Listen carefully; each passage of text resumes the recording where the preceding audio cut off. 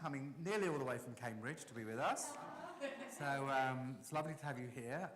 I did tell you it'd be a smaller crowd tonight. It's quality tonight, quantity. Tomorrow we have quantity. Whether we have quality or not, I don't know. If we were counting a minion, there are 13 of us. Not that I would count a minion anyway, but if there were, there were 13. I just thought for a bit of fun we'd use this book. Its official launch is tomorrow for the Bat Mitzvah. As you know, we've got 10 B'nai Mitzvah between now and the end of February, which is amazing, really. When I arrived, I think we had 6 active pupils left in the school. Now we've got 10 in this year alone, and already some new ones signing up, and we're finally beginning to get 1 or 2 will actually stay and do some things. So it's really very positive indeed. And Rachel, Laura and I decided we would rather keep giving out different bits of paper. We would create, when we're not using the main Siddur, we'd have one book, one Siddur that we would use for the musical Friday night in particular, for the All Generations service that we have on the 4th of the month. It does include transliteration, which helps some of our children and probably some of our adults too. But, and more than that, the families have paid for the production of the book and more, which is always a good sign that they obviously like it, even though they didn't see it, but I gave them the opportunity to sponsor it, and in fact they all have. So it's not only is it, I think, a good product for at least some years. Just to tell you this, I think we've got 200 copies, cost about £800 to print. I mean, Laura did the setup, Rachel and I did and Laura did the text. The photographs are by Evelyn, I think,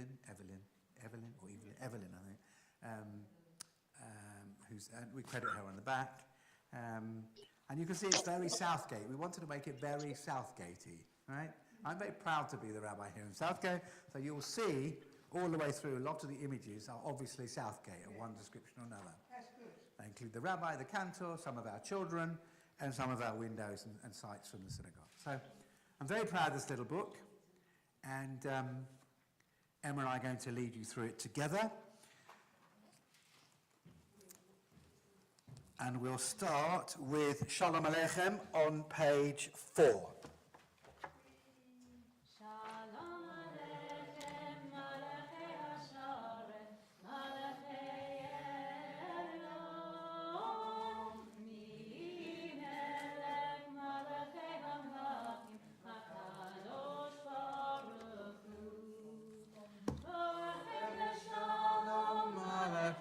Shalom, Melech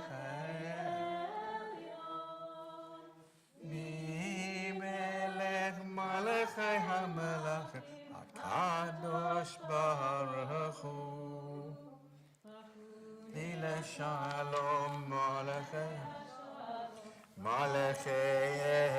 Elyon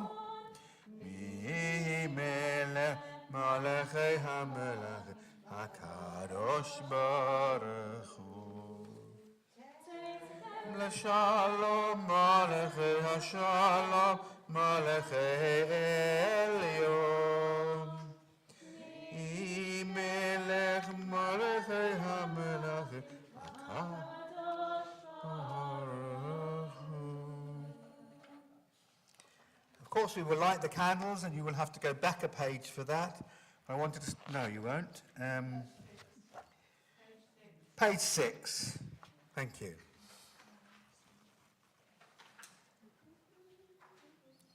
And I can see an error on the book already, having just published it. You know, as it's Sod's Law, you turn to the second page, and it says, please turn to page 6 for the Baruch Hu. And of course, it isn't page 6, it's page 8. But anyway, we'll get there.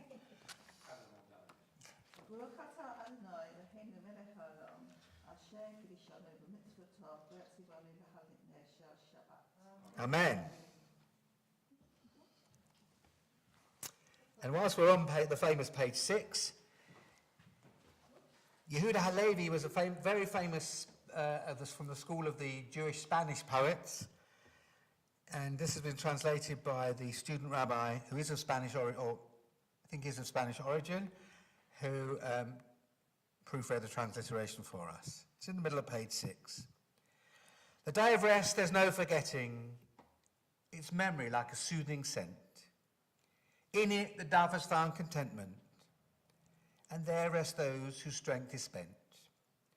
This day is honoured by trusty children, careful to guard it, parents and children. On 2 tablets of stone engraved in, from such great power and a mighty intent. We all came to a covenant as one, to do and to hear, we said as one. Mouths open, declaring God is one. Blessed is the giver of strength to the spent. God spoke in holiness on the mountain of teaching. The 7th day, remembering, keeping. And all God's charges, together learning. Strengthen sides, be brave and potent. Page 8 is the Baruch Hu. Please stand for the Baruch Hu. Sorry, just over the page, Anita.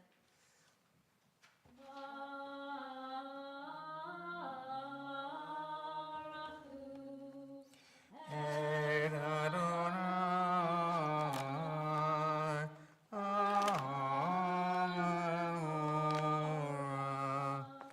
Baruch Adonai, Hamavora, La'olam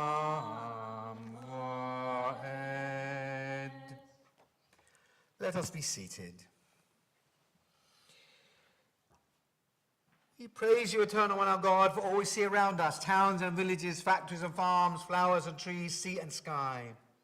Eternal God, we praise you for the world and all its beauty.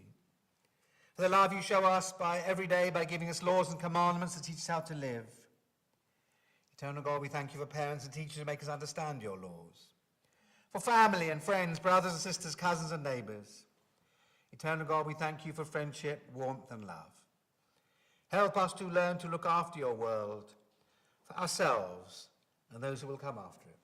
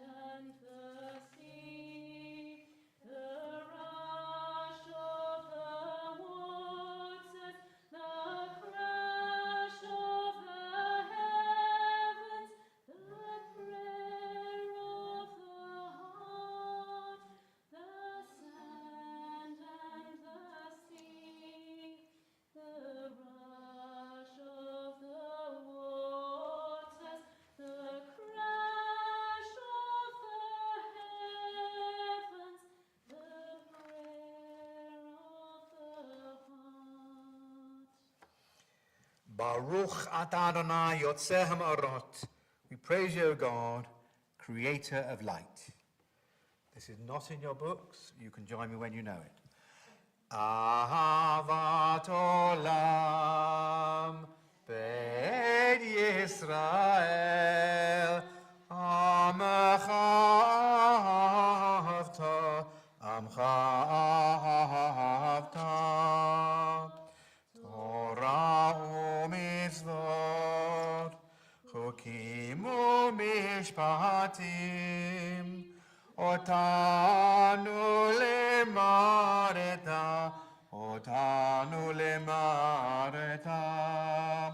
Al kein Adonai Eloheinu b'shokbeinu Uvkumenu nasiach b'chokecha V'nismach b'divrei Toratecha U'mitzvotecha le'olam va'ed Ki chem chayenu Va'orech yameinu ובהם נגה יומם בלילה, נגה יומם בלילה. בבטחה אל תסור, ממנו לעולמים. ברוך אתה אדוני, אוהב עמו ישראל. אוהב עמו ישראל. We praise you, God, you love your people Israel. The Shema, the Declaration of Faith, on page 10. It's a custom in this shul to stand for the Shema, despite occasional resistance. Israel, Adonai, Eloheinu, Adonai, Adonai Echad. Baruch Shem Kavod, Shem Kavod, Malchuto, La'olam, La'olam Va'ed. V'havta et Adonai Elohecha, b'chol levavecha, u'v'chol nafshecha, u'v'chol me'udecha. V'hayu hadvarim ha'ele, asher anochi metzavecha hayom al levavecha. V'shinantam levanecha v'dibarta bam, v'shiftecha b'veitecha, u'v'lechtecha v'aderech, u'shochbecha u'v'kumecha, u'kshatam le'ot al yadecha, v'hayu lo totevot bein inecha, u'chetavtam al mezuzot beitecha, u'visharecha. למען תזכרו ועשיתם את כל מצוותיי, הייתם קדושים לאלוהיכם. אני אדוני אלוהיכם, אשר הוצאתי אתכם מארץ מצרים, להיות לכם לאלוהים. אני אדוני אלוהיכם. Not in your text, because this is not from main Friday night evening service, but please be seated. ונאמר כי פדה אדוני את יעקב, כל לא מיד חזק ממנו. ברוך אתה אדוני גאל ישראל. Grant, eternal God, that we may lie down in peace, and let us rise up to life renewed. Spread over us the shelter of your peace. Guide us with your wise counsel, and for your name's sake, be our help. Shield us from sickness and war, from famine and distress, and keep us from wrongdoing.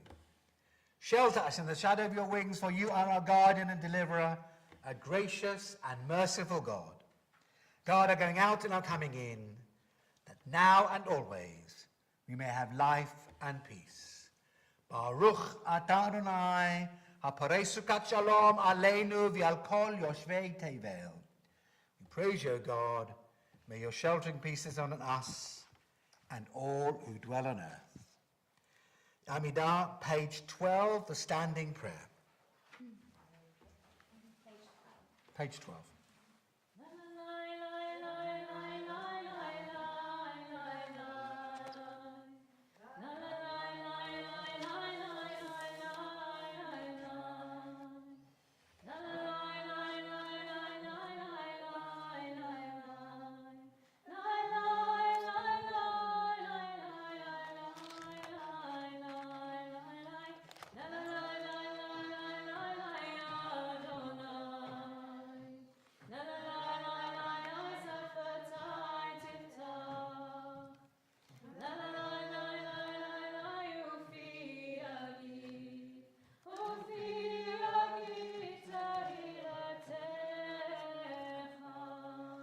Baruch atah Adonai Eloheinu ve'Elohei Avoteinu ve'Imoteinu, Elohei Abraham, Elohei Yitzchak, Elohei Yaakov, Elohei Sarah, Elohei Rivka, Elohei Rachel ve'Elohei Leah, האל הגדול, הגיבור והנורא, אל עליון, גומל וקונה הכל, וזוכה חסדי אבות ואמהות, ומביא גאולה לבני בניהם, למען שמו באהבה.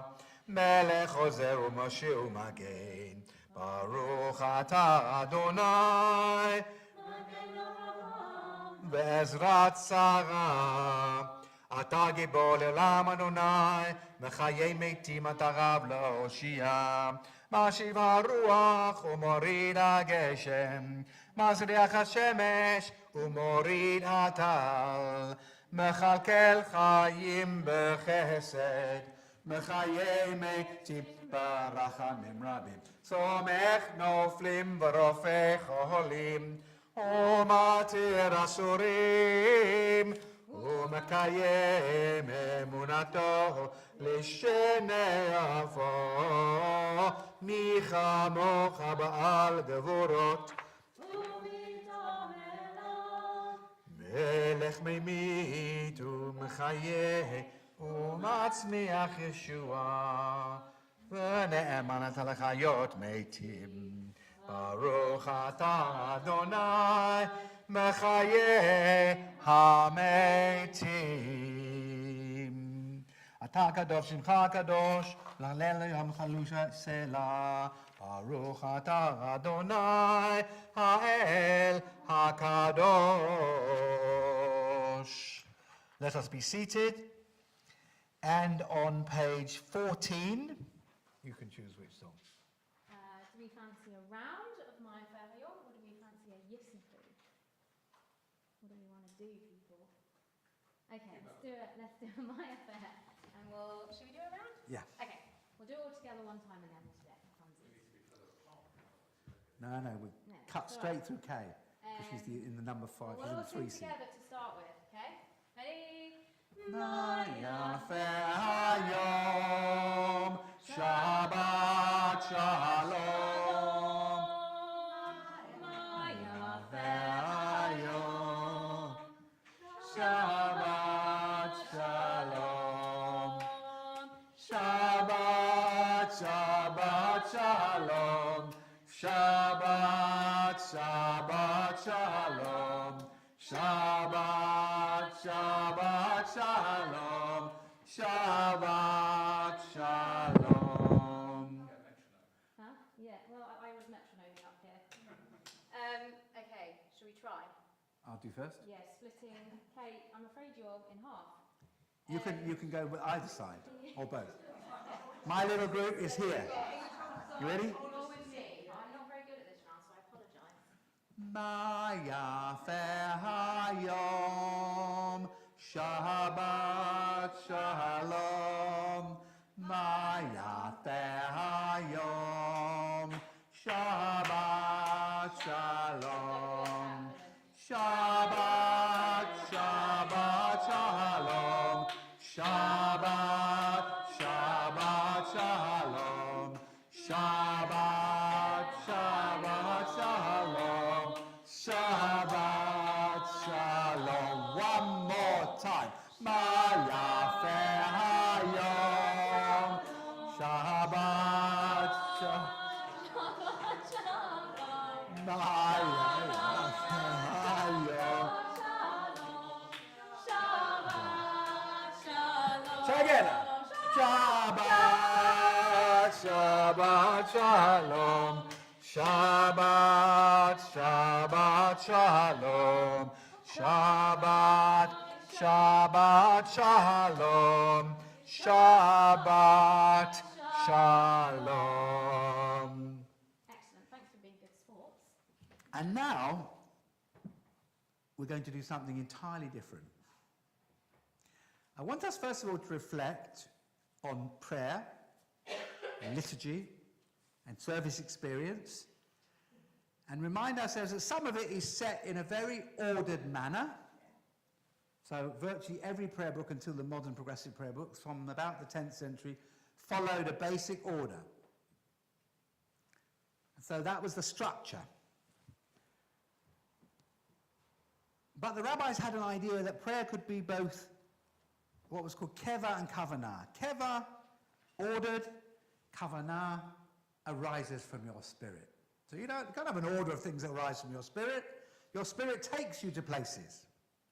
Don't worry, this is not going to be a psychobabble style of experiment. But and there was a balance to be struck between the two of them.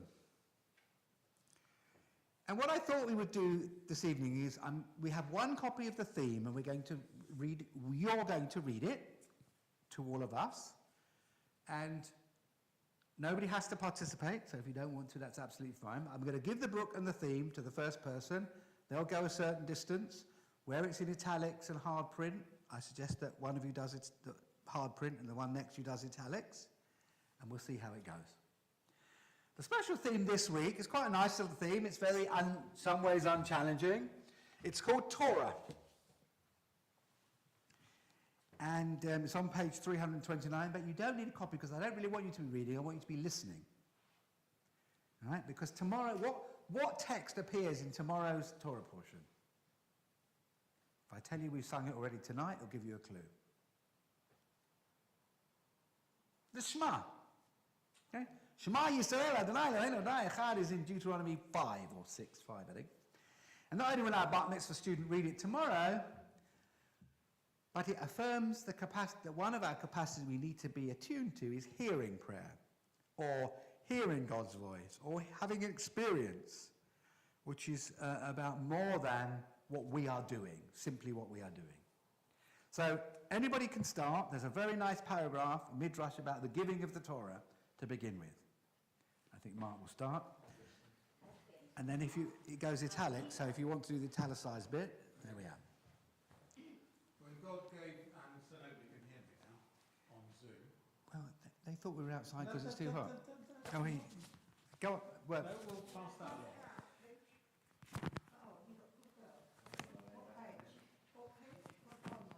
329. When God gave the Torah, no bird chirped, no fowl flew, no ox bellowed. The Orphanim did not take wing. The seraphim did not proclaim God's holiness. The sea did not stir. No creature uttered a sound. The world was silent and still, and the divine voice spoke. I am the Eternal One, your God, who brought you out of the land of Egypt, the house of bondage.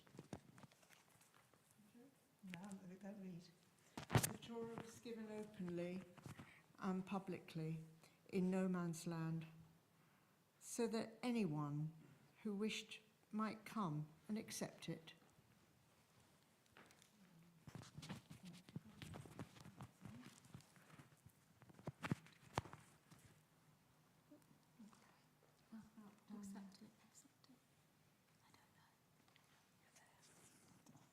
There, I'm starting there.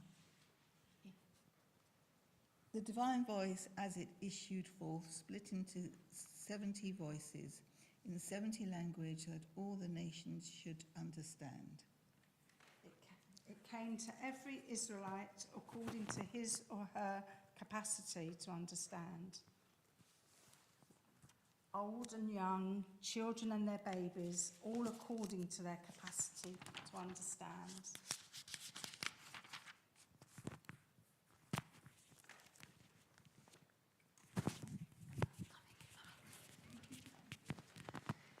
It came to every Israelite according to his or her capacity to understand. Old and young, children and babies, all according to their capacity to understand. One who withdraws from public life and says, "What have I to do with the burden of the community or with their disputes? Why should I listen to them? Peace to you, O my soul. Such a person destroys the world." Turn over to page 330 now. Oh, we went the wrong way, sorry. Just keep going. Oh, Shall we go round again? oh yes. Yeah, go. Okay, where are we? Top of page 330. Okay. Sinai was only the beginning. The Torah has never ceased to grow. In every age it has been refined and enlarged. It has a permanent core and an expanding periphery. It expands as the horizon of human vision grows. As plants are fruitful and multiply, so the words of Torah are fruitful and multiply. Go, Jenny. get to... Oh, crikey. Torah is the record of spiritual journey of the Jewish people and the lessons for life and conduct it has learned on that journey. It is teaching, law, tradition. It is the fruit of reason and the outpouring of the spirit of every age. It is interpretation of text and innovation of thought. Torah is the call for righteousness, justice and equality, viewed as the divine will, and it is the response of each generation to the changing conditions of life. And I will conclude thus. It is what God has revealed... Oh, Peter, sorry. Peter. Sorry. It is what God has revealed to us and what we've come to know of God. It is the ideas and ideals, the laws and commandments that make up our religious heritage. It is the experience of Abraham, the legislation of Moses, the wisdom of Solomon, the vision of the prophets, the commentary of the rabbis, the insight of the mystics. It is the questions we ask and the answers we receive when we try to understand what God requires of us. It is the way of self-fulfillment and the design for a perfect world. You've heard some thoughts about Torah there. You've heard some thoughts about Torah there. Anything attracts you? Anything made you think? We're being a bit spontaneous here, I know. I'll make one. I'll make one comment. I'm asking you all first. Anything? What you heard? You thought, oh, that's interesting. Don't agree with it. Sounds good. Don't like it. Don't understand it. Anything?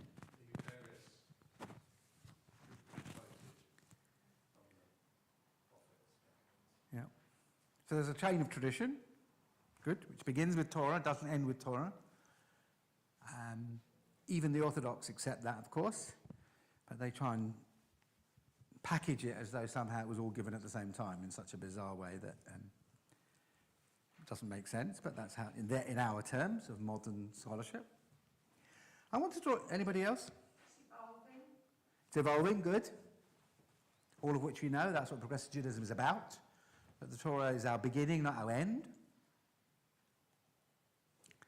I'll tell you the bit that I was attracted to. It's quite an ancient midrash. It says, the Torah was given openly and publicly in no man's land, so anyone who wished might come and accept it.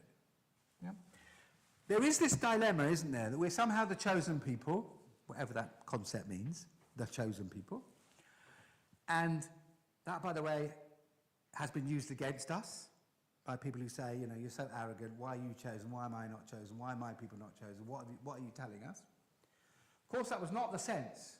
The sense was you're chosen for responsibility and a job to do. Yeah? Now, whenever you choose somebody for the cabinet, those who don't get chosen are very upset about it. Yeah? But actually, you do sometimes have to choose people to do things. Doesn't necessarily mean they are inherently better than the next person. They may be better qualified to do the particular task that you want them to do. Or they may be the only one standing left in the room, or you may be having to balance lots of interests. So those who emerge, who are chosen in whatever sense, should not have any sense in themselves that somehow they're better than the ones who weren't chosen. They may be luckier, and they're clearly, at a point when they're chosen, somebody's chosen them because they think they've got something to offer, or there's something else going on. But I didn't look at it that way. Good. It said anybody who wants to. Exactly. Come.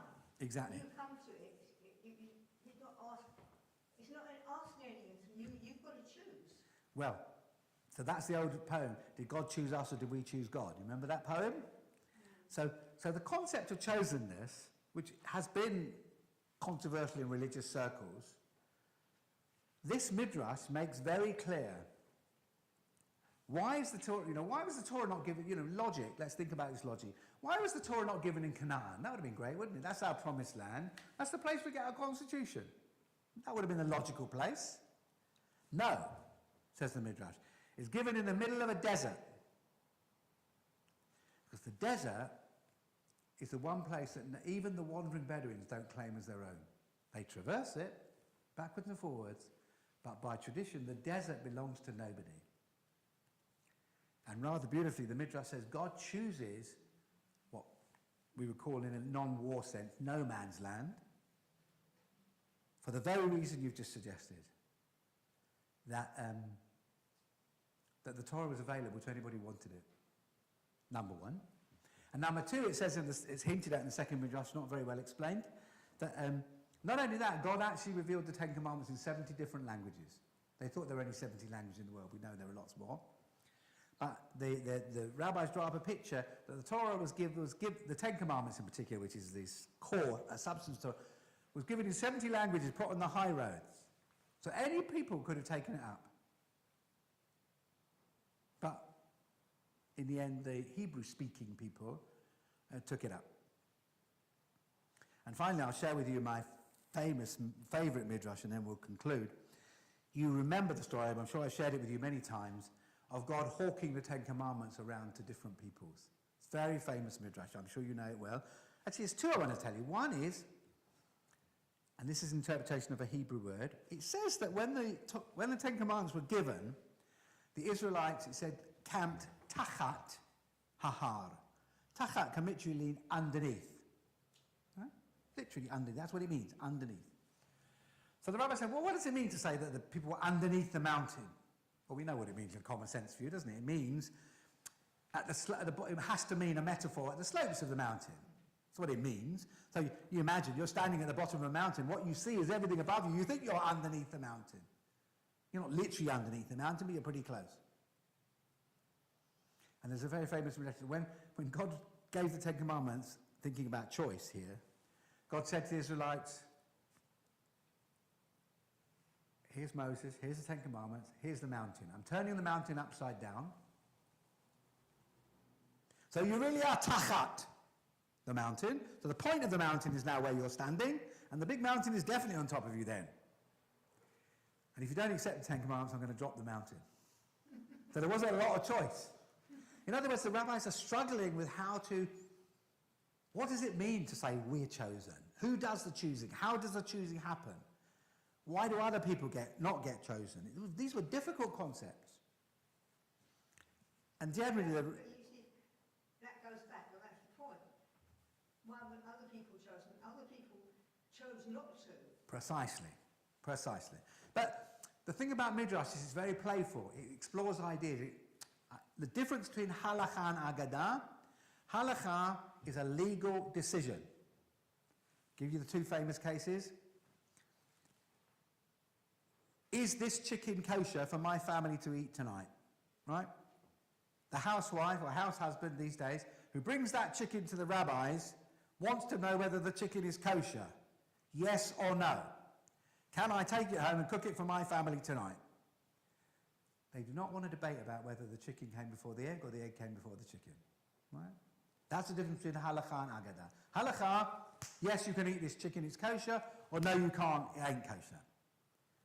Agadah is everything else. Story, fable, fantasy, philosophy, theology. And that's where you can have the debate about whether the chicken came before the egg or the egg came before the chicken. I'll give you one other example to demonstrate. Kevin's heard this in my class a number of times, but I'll give you the second example. Marriages we usually arrange between families. So I bring my son and I say, I'm planning to offer my son to marry to the daughter of that family over there. Are they allowed to be married?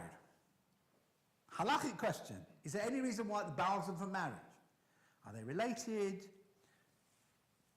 Any other reason they are not allowed to be married? And by the way, sometimes marriages, just to complicate things, marriages that were not allowed, once they were married, they were allowed, but that's a different problem we don't have to deal with now. Basically, I come before you, I've got the son, I say, I'm planning to contract my son to this woman, young daughter of this family, is it okay? The father, it could have been the mother, the parents want to know whether they can contract the marriage. Right? Is a yes or a no answer. It's not a maybe, I have to look. Is there a reason why I can or a reason why I shouldn't? There are many reasons why they shouldn't. Right? They do not want to debate with the rabbi about whether these people are in love, whether romance exists. Right? The halakha is either these two people are suitable to be married or they're not, according to law, Jewish law. Very fanciful, the rabbis can talk about romance and where does romance come from and is it important in a marriage and all of those things. That's all what we call agadah, story. Haggadah, is what we get the telling of the Seder story. Do you see the distinction? Okay. And the great thing about the Midrash, unlike the halakha is not playful. It's not playful to find out whether your chicken's kosher or not. It's not playful to find out whether you can marry this person or not. It can be very playful to talk about what is love. Very playful to talk about, what's the first example I just gave you? Not the chicken, yeah. What should we eat? You know, and do animals have souls? And how can we slaughter them in a way that's nice? All great things, lovely things. But they don't give you the halakha. Halakha means I as a Jew need to know an answer to where I'm going in this particular decision at that moment. And the Midrash is so much more playful and wonderful. I'll give you this final Midrash and I'll conclude. And it's about chosenness. And again, it's based on, not this time, and that's why I'm not obsessed with whether people know Hebrew or not. You know, they do, it's great. If they don't, doesn't matter. They're still Jewish. But sometimes you miss things if you don't have Hebrew. Tacha is just the example I gave you before. You could not get the Midrash if you didn't know the word tacha literally means underneath. If you just thought it was simple, you looked at translation, it says they camped at the bottom of the mountain. That's what the English translation will say. Or under the shade of the mountain, right? It's only when you know that tachat really means underneath, and we know you can't get actually underneath, they should tunnel through the mountain, that they're able to have this playful midrash about hanging it upside down. The second one is, in Exodus, I'm coming to the end, don't worry. It says in Exodus, when the giving of the Ten Commandments in the Torah, it says, Na'aseh v'nishma. Right? Na'aseh v'nishma. I'll translate it literally. We will do and we will hear. What strikes you as odd about that? Of course it should be the other way around. Every rabbi and every human being knows, you listen to something and you say, okay, I get it, I get what these Ten Commandments are, I'll do them. You don't say, when somebody says, have I got 10 commandments for you? Oh, we'll do them, now tell us what they are. Okay? Doesn't make sense. And the rabbis knew it didn't make sense. So you can, if you're not a romantic, you just say it's a scribal error. Na'aseh v'nishma is not very different. They wrote the words the wrong way around. But that's not very playful, is it? Not very romantic. So what is God saying when God, or the Torah says, Na'aseh v'nishma? It says this. You have to imagine you're God for a minute. Not sacrilegious. And you've got 10 commandments. And you want to find a people who are going to accept 10 commandments. And you go to the families of Lot. Do you remember the story of Lot? What does he do? Oh, not that Lot. Sorry. Yes, it is that Lot. But a little later on. Yes, of course, that is a story. Yes. But a little later on, when he's in the city of Sodom and Gomorrah, what does he do? Well, basically, he sleeps with his own daughters. Not a very good example. So, the picture is God goes to the descendants of Lot. I mean, Lot's dead by this time. He goes to the descendants of Lot and says, have I got 10 commandments for you? And the children of Lot say, what's in them? And God reads them out. And they say, well, we can accept 9 of them. You know, the one about adultery is a bit of a problem for us because of our ancestors. So we'll accept 9. That's not good enough for God, so he says, no, forget it then, and moves on. He goes through, and these are all biblical quotes. I'm not going to give you all the biblical quotes that support the text. He then goes on into another tribe, and he says to another tribe, have I got 10 commandments for you? They say, what are they? He says, God says, I'll read them to you. And they say, well, there's one about stealing and robbing. And, you know, he said, we can't keep that one because you told us another verse that that's how we were going to earn our living. Because there are verses describing certain tribes and how they're going to live. So they say, we'll have 9, we can't have the one about, you know, you've told us we've got to live by robbery. You can't now tell, you know, we can't sign up to 10 commandments, so we can't rob. Goes to another tribe, one more tribe, again, there's a biblical quote. Goes to this tribe and they say, yeah, what's in the 10 commandments? Reads out the 10 commandments. They say, well, we'll have 9 of them. We won't have the one, do not murder. Right? Because you told us that's how we were going to earn our living. You know, you told us we were going to be the wolf hanging at the door and all these things. They're all biblical quotes. I'm not going to give you the quotes now. So God by now is getting a bit exasperated. So finally it says that God goes to remember the Hebrews are described as the smallest people. You're chosen not because of your greatness, because of your smallness. Interesting.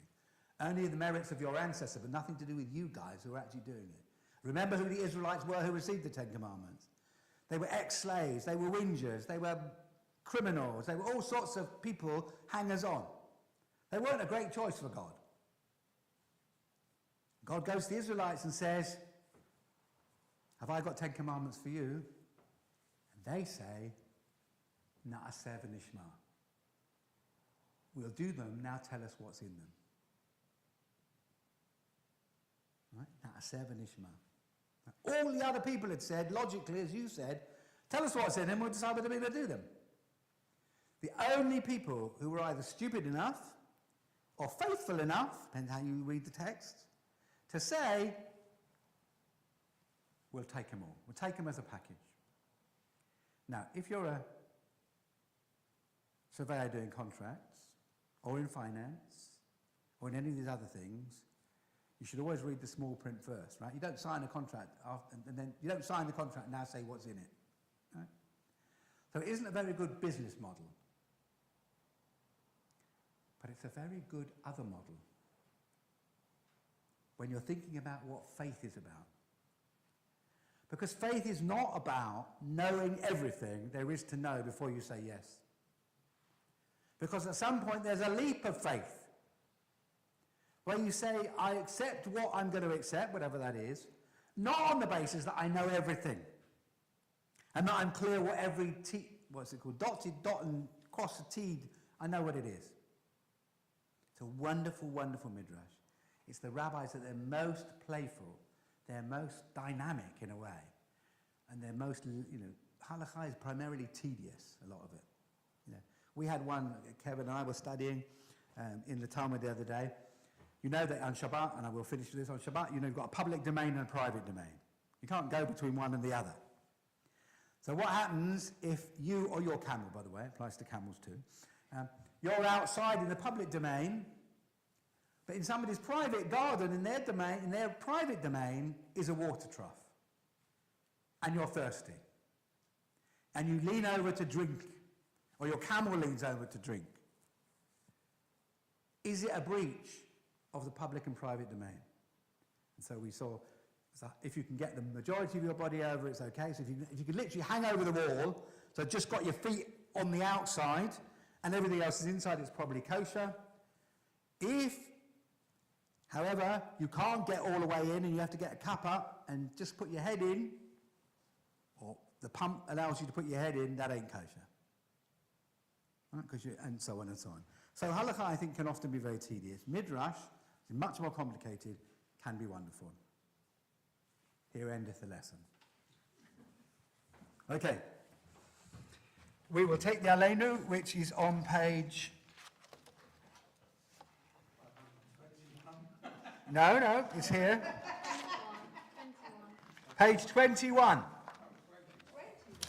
On your new book, yes.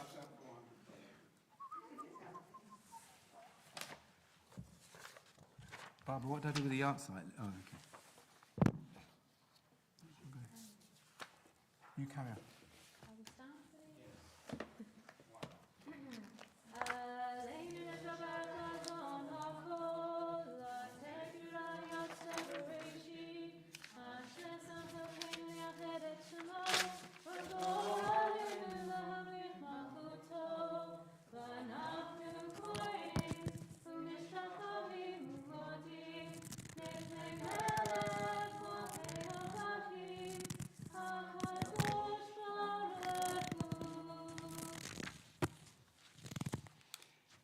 Worship before you, we think of those who once shared with us the joys and burdens of life and who are no longer in our midst.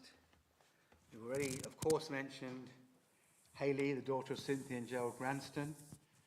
Funeral will take place this Sunday at 11 o'clock at Edgeworbury. and Shiva will take place one night at their home. I have the details if you need it. 7 o'clock on Sunday. And then 7:30, the Orthodox rabbi from Hendon will lead services in Elaine's home on Monday, which is in Hendon, Albert Road, on Monday, Tuesday, Wednesday and Thursday. We think too of the following whose yahrzeits occur today: of Dora Zulzman, mother of Leanne Levy, of Harold Adler, who's the father of Susan, and Lawrence Adler, who's the brother of Susan, of Jeffrey Struble, the brother of Francis, and of Lily Kay, the mother of Angela Barnett. Anybody else? Of them we say, Zichronam Levracha, may their memories serve as a blessing and inspiration to all those who are privileged to share a part of their lives. The Kaddish is a prayer of hope. Doesn't, when you look at it, doesn't appear to be that, but I can't interpret it in any other way. And what the Kaddish is really saying is life has value. Our lives can be short, long, never exactly as we choose them to be, but nevertheless they have value. So that's why we say the Kaddish, which you'll find on page 22. Yitgadal v'yitkadash shemei Rabbah, ba'alma divra chirotei v'yamlich malchutei, b'chayechon u'v'yomechon, v'chayei dechol beit Yisrael, ba'agala v'zman kari v'emeru, Yehei shemei Rabbah mevarach le'olam u'lamei almaya. Yitbarach v'yishtabach v'yitpa'ar v'yitromam v'yitnaseh v'yithada v'yithalev talal shemei dekudusha barichu le'ela min kol bechata v'shirata tosh bechata v'nechamata damiran balma v'moru Yehei shalama rabba min shemaya v'chayim aleinu v'al kol Yisrael v'moru Osei shalom b'mromav v'yasei shalom aleinu v'al kol Yisrael V'al kol b'nei Adam, v'imoru, Amen. Let us never forget what Judaism teaches us, that through those who came before us, each of us has a part to play in making this world a better place. And let us say, Amen. I'll keep notices to a minimum. First of all, I want to report on Pearl Phillips, our Honorary Life President. Pearl can't yet go home fully to her flat because she needs more support than is currently available. She's experimenting with a period of respite, I think for 4 weeks, in a Jewish home in Bushey, which I can give you details about. And she's apparently going to be using her WhatsApp and her... She said it was struggle. I spoke to her Yes. yesterday. So I'm going to see her either sometime this week. She seems to be doing all right, but she's slowing down, which is not surprising. And she needs more help than she has had up to now. That's that. Tomorrow morning we have a bar mitzvah. We have more than 100 people coming, so it's going to be warm. We'll be giving out a new leaflet, which is our new style of bar mitzvah leaflet that you'll see, with a little introduction by me, a little bit of the Davar Torah of the student, and then the portions in a fairly easy form. 1 between 2, because we don't want to waste the paper, and a lot of them get left behind. And we will, because we have lots of visitors, we will be using a temporary welcome Southgate leaflet that people can take away with them, really about introducing them to the service, which is a forerunner of a much more extensive welcome leaflet, which includes something about our values and our mission. I'm here taking services throughout August, apart from the second Shabbat in August, when albeit Stevenage and Rachel will be here. So we're here all of the time. And thank you. Of course, you're the ones we're here. It's the ones who are not here need to know. We have a number of people on Zoom. I know that James is on Zoom. I think Lynn is on Zoom. I think Peter is on Zoom. So our minyan was wider than we first thought. Our final song. Anything else, Barbara? We're having the Chavra Supper as normal in August, I think, aren't we? Yes. 7th of August is the first. Yeah, we have a musical service. 6th or 7th. I think. Yeah, it'll be... The 1st of August is Saturday, so it'll be the 7th. Yeah. I don't know, what should we end on? Should we sing Shakyanu for using our books? Yeah. Page 26 in your booklet. Yes, Shakyanu. Baruch atah Adonai Eloheinu melech haolam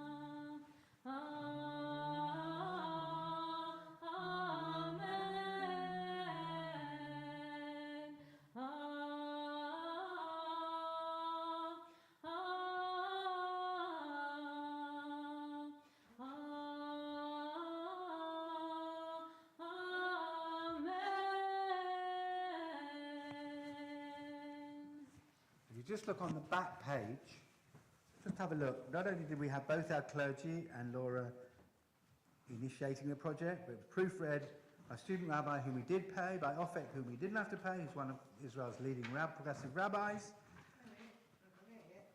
On the back page. And Evelyn did the photographs, and there was no charge for those. She supplied all the photographs to us. So it's a really, not perfect, of course. Every production you do is not perfect, and version 2, when it eventually comes, will be different. But we hope that the families will enjoy doing this. It's more geared, as I say, not for our